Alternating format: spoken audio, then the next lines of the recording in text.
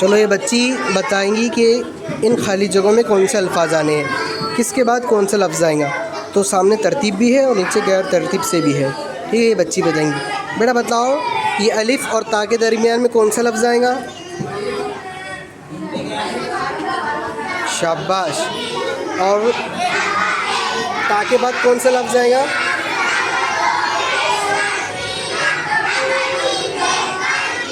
शाबाश। जीम के बाद?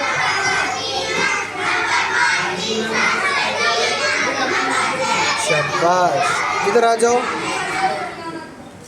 ये खा और जाल के दरमियान। हाँ शाबाश। जा से पहले? हाँ शाबाश। जा के बाद? बताओ, जा के बाद क्या आएगा? सीन, शीन से पहले? ये देखो शीन है, इससे पहले क्या, कौन सा लफ्ज़ आएगा?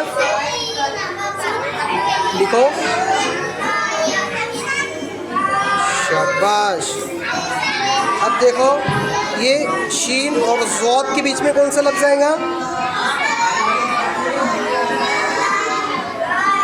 शाबाश। ये ज़ौद और वाव के बीच में कौन सा लफ्ज़ आएगा? शाबाश। और यहाँ दाल के बाद कौन सा लफ्ज़ आएगा बताओ?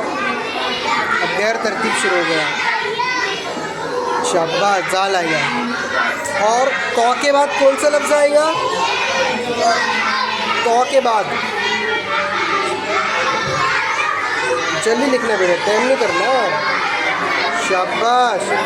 सौद के बाद कौन सा लफ्ज़ आएगा?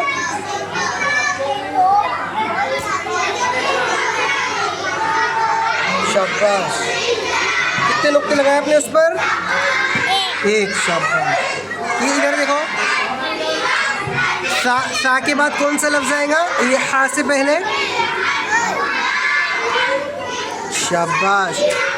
और हा के बाद कौन सा लफ्ज़ आएगा? शाबाश। सीन के बाद कौन सा लफ्ज़ आएगा?